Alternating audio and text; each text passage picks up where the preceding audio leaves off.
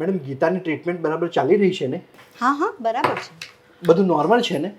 હા બધું નોર્મલ છે, પણ હજી પણ 1-2 ટેસ્ટ કરાવવાની જરૂર છે. શું હજુ પણ 1-2 ટેસ્ટ કરાવવો પડશે એમ? હા, સગર્ભા અવસ્થાના રૂટીન દરમિયાન HIV અને સિફિલિસના ટેસ્ટ કરાવવા ખૂબ જ જરૂરી છે. શું ખરેખર એની જરૂર છે? જરૂર છે. જો કદાચ માતા HIV કે સિફિલિસથી સંક્રમિત હોય તો જન્મનાર બાળકને પણ HIV કે સિફિલિસનું ઇન્ફેક્શન લાગી શકે છે.